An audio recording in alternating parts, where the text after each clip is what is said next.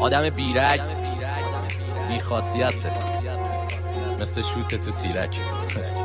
واسه همینه که هنوز چی واسه این که پشت هم نیستیم سر بردم همو میپیچ، ولی دیگه این کارو ممنوع.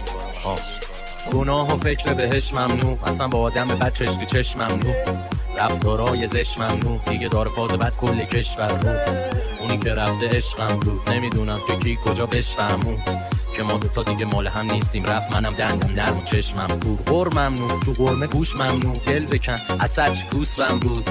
یه سری درد مال قدیامه، یه سری هم یادگاری از یه دوستم مون.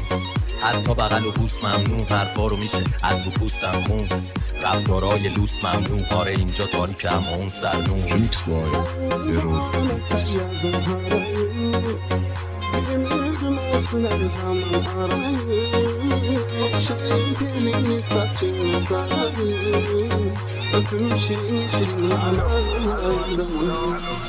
اگه که من بدم، اگه که خدا زدم، اگه تو میری بهش این باشه سرنوشت.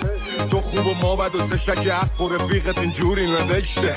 من شدم پا به عشقت که فقط واسه رفتم به بهشت. اگه ما بدا مثل شما خواستیم خوب باشیم نشد بشه، نشد ما تر و تمیز و گل و محجوب باشیم نشد بشه. چه انتظاری از یه آدم مکومه که خواست خوب باشه نشد بشه. زدن سرشی کردم مسئله نجور تنش نشد بشه. ببین این خدا تو رفیق مام بوده، بپرس ازش حالا که باد جوره. بگو همون دیوونه و مجنونه، بگو همون که هر کاری که خودشو آب کشید وایسا جلوت گفت ممنونه. بگو حمیدو حلال کنه اون شب خیلی مسئوله. بگو میشناسه، بگو بیای میام پیش واسه نشونی. من خواست بگو ته جهنم خونه دل باشه. ببین من خودم تایلاته، تو دوزیم امراته. میگن نکن بده ولی وقت فرارم دست باته.